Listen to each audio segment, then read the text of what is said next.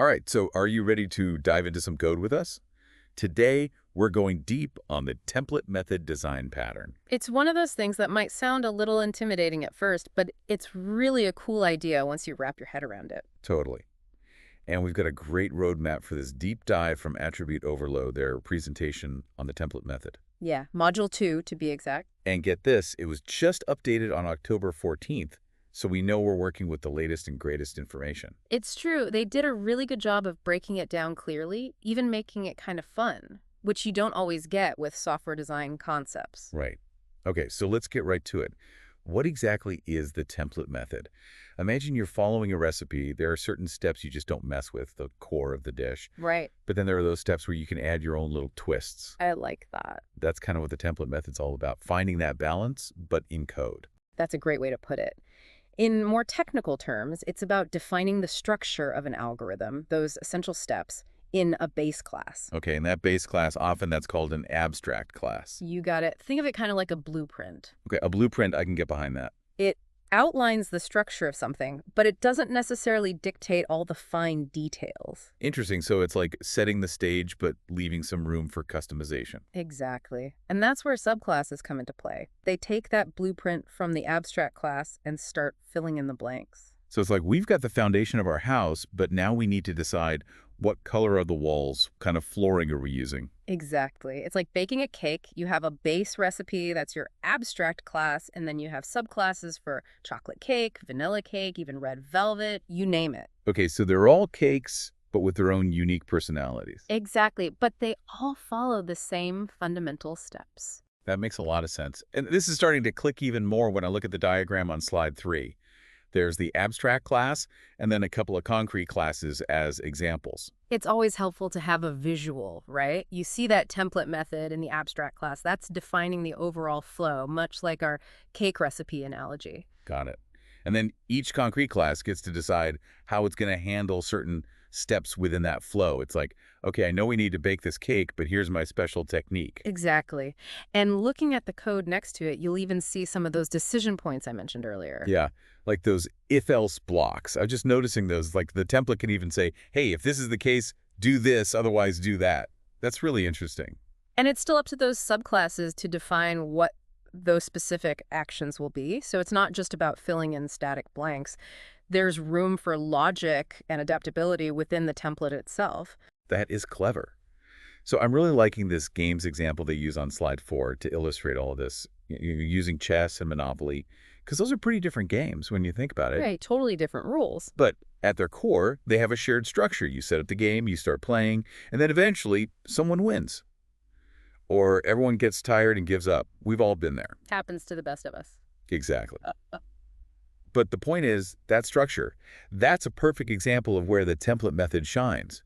You could have a base game class with methods for initializing, starting, and ending the game. And then your chess and Monopoly classes, they would inherit from that game class. But each one would define how those methods actually work based on their specific rules. I even see a little snippet here of how that would look in the code. Don't forget those code comments, too. Those are super helpful, like little notes from the developers explaining what's going on. Like, hey, this is where the magic happens. Exactly. You'll see the term override used a lot, which is key to understanding this whole pattern. Override. All right, you're using the big coding words now. I'm kidding. Yeah. But really, for those of us who aren't fluent in code, what does override actually mean? It just means that a subclass can step in and provide its own version of a method that's already defined in the parent class. So it's like the subclass saying, thanks for the basic instructions, but I'm going to add my own personal touch here. Exactly. Like in our game example, chess and Monopoly inherit the core methods, but then completely redefine what happens inside those methods to match how they're played. It's all about working smarter, not harder, finding elegant solutions to avoid writing the same code over and over again. I can't help but think about all those forms we fill out in real life. Some fields are pre-filled, giving us that basic structure, but then we get to add our own specific information. Right, like a template, you fill in the blanks. Exactly. And slide 5 really drives that point home. Yeah. It's not just about making games, it's a pattern that applies anytime you want to avoid writing redundant code. Whenever there's a process that needs to be consistent but still allows for some wiggle room, The template method is there for you. It's a lifesaver when it comes to maintainability too, you know? Oh, yeah, I bet. So instead of having to track down every little variation of a process, you've got this template that keeps things organized. Exactly. It makes the code way easier to understand, easier to debug if something goes wrong, which any developer will tell you is a godsend. I can only imagine. Speaking of seeing this in action, slide 6 throws down a challenge here, the refrigerator challenge. I'm intrigued. Lay it on me. All right, so get ready because we're about to design some refrigerators. Okay, now we're talking. I'm all ears. But seriously, how does a refrigerator fit into this whole template method thing? Well, you start with a base refrigerator class, right? That's your blueprint, your starting point. Okay, so far so good. And then you create specific brands of refrigerators, like a Samsung refrigerator and an LG refrigerator, for instance. Each one inherits those basic refrigerator qualities but gets to add its own special sauce. So each one has its own way of like turning on maybe a different way of controlling the temperature. You got it. And the challenge here is to actually write the code for these refrigerators using the template method. So it's time to put on our developer hats and get to work. Exactly. And the presentation even gives you some code to get you started, because it's one thing to just talk about it, but actually implementing it is where the real learning happens. Right. It's like the difference between like reading about baking a cake versus actually getting your hands dirty in the kitchen. You're going to learn a lot more by doing. Yeah. But before we all run off to write refrigerator code, let's take a step back for a second. We've talked about what the template method is. We've seen it in action. But I think it's time to bring it back to our listener. Why does this even matter? What's the takeaway for someone who's not necessarily a coder, but is curious about how software gets made? It's easy to get caught up in the code sometimes and forget about the bigger picture, right? For sure. So to our listener out there, maybe you're thinking, okay, cool, refrigerators, code, got it. But how does any of this relate to me? What's the takeaway for someone who might not be writing code every day?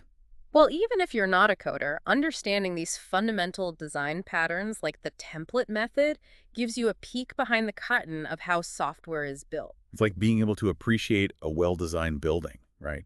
Even if you're not an architect, understanding those core principles at work can make you appreciate it even more. Right. And the cool thing is this whole idea of a template that can be adapted, it's not limited to coding. You see it everywhere once you start noticing it. Oh, totally. Like businesses have standardized processes for things, right?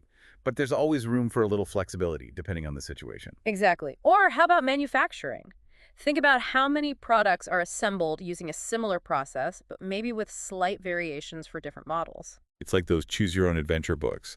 There's that main storyline, the template, but you get to make choices along the way that change how the story unfolds. This is making my brain work in overdrive here. It's all connected. It's about spotting those patterns and then using them to solve problems in a way that's both consistent and adaptable. And that's valuable in any field, not just software. Absolutely. It's about finding those elegant solutions, the ones that make you go, why didn't I think of that? And on that note, I think it's time to leave our listeners with something to ponder as they go about their day. What if we all took a moment to think about where we could benefit from creating templates in our own lives, Ooh, I like that. right? Where can we establish a structure for the things we do repeatedly, but still allow ourselves the flexibility to adapt to each unique situation? It's something to think about. Food for thought, for sure. And on that note, we're going to wrap up this deep dive into the template method design pattern. Until next time, keep those coding brains switched on, everyone.